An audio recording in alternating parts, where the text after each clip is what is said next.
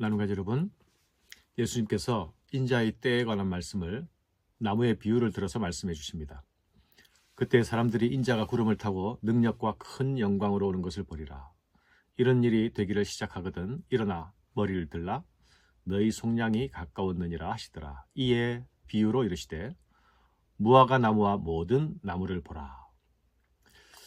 예수님은 예루살렘 멸망과 관련한 선지자직 선포에서 이제 비유로 전환시켜서 말씀하십니다. 여기에는 그날을 준비해야 하는 자들을 위한 목회적인 권면이 담겨 있습니다.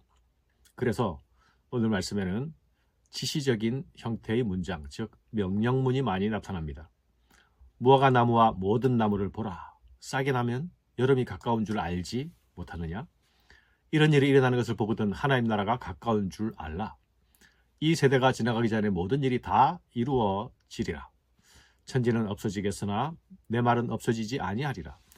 너희는 스스로 조심하라. 뜻밖의 그날이 덫과 같이 임하리라. 이러므로 너희는 인자 앞에 서도록 항상 기도하여 깨어 있으라. 예수님께서 아주 긴박한 호흡으로 이렇게 명령문의 말씀으로 이어가시는 이유가 무엇입니까? 마지막 때를 살아가는 우리와 같은 사람들을 위하여 주시는 목회자적 심정으로 주시는 말씀입니다.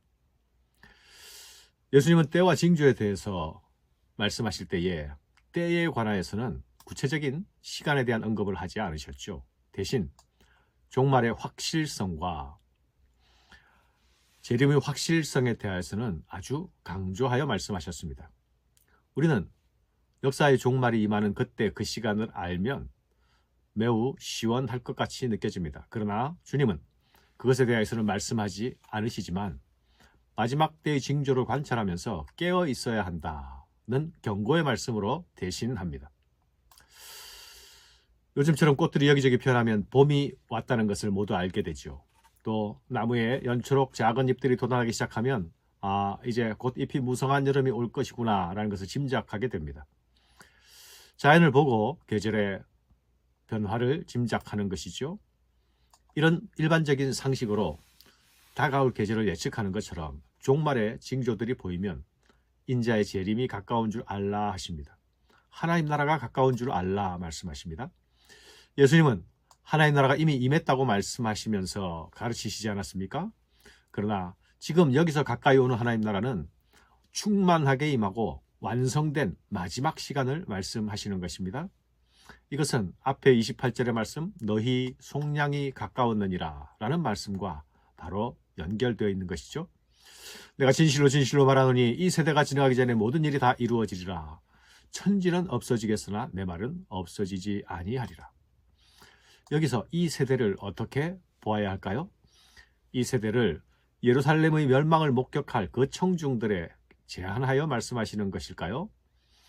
아닐 것입니다. 이 세대는 오는 세대와 대비하여서 읽어야 할 개념입니다. 장차 올 세대는 그 나라의 완성을 의미합니다. 예수님의 재림으로 이루어질 완전한 하나님 나라를 말씀하는 것이죠. 그러나 이 세대는 장차 올 그 세대를 기다리는 시간대를 나타내는 말입니다. 바울도 똑같이 이 세대와 오는 세대의 개념을 사용하고 있습니다. 예수님은 가까운 장래에 일어날 예루살렘 멸망과 먼 미래에 일어날 인자의 재림 사건을 하나의 시야 안에 두고서 말씀하십니다. 시간적 간격에 대해서는 구체적으로 언급하지 않으시기 때문에 우리는 간혹 혼동하기 쉽습니다. 그런데 이렇게 말씀하시는 방식은 구약의 선지자들이 미래를 예언할 때에 말하던 그 방식과 동일한 방식이기도 합니다. 너희는 스스로 조심하라. 그렇지 않으면 방탕함과 술 취함이 생활의 염려로 마음이 둔하여지고 뜻밖의 그날이 덫과 같이 너희에게 임하리라. 예수님은 그날의 임함을 덫에 비유하여 말씀하십니다.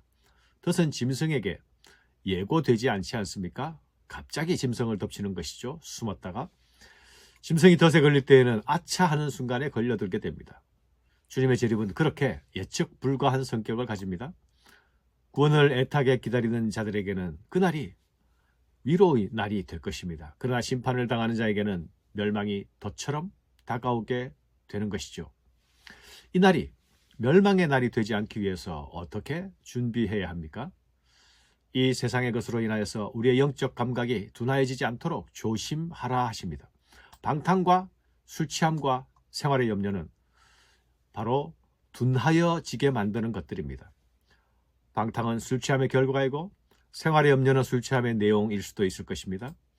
결국 우리 마음이 세상의 것으로 가득 차게 될 때에 우리 마음은 영적인 일에 둔하여지게 됩니다. 하나님 나라에 대하여서 어두워지는 거죠. 그래서 영적인 기능을 수행하지 못하게 됩니다. 그러면 성도로서 제자로서 합당한 삶을 살지 못하게 되는 것 아닙니까? 준비하는 삶이 아니라 허비하는 삶을 살게 되는 것이죠. 예수님은 씨 뿌리는 비유에서 가시떨기가 있는 밭, 거기에 떨어진 씨는 열매를 맺지 못한다 말씀하셨죠. 그 이유가 무엇이었습니까? 이생의 염려가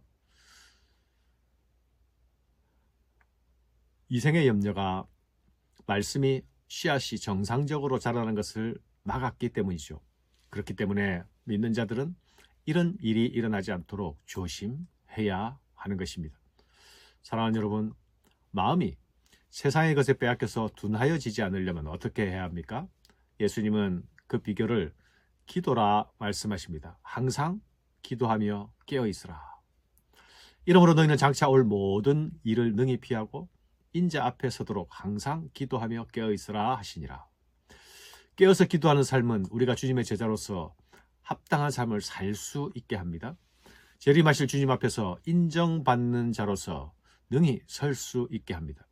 불의한 재판관 비유에서 과부는 낭망하지 않고 기도하는 그 끈기의 모습을 보여주지 않았습니까?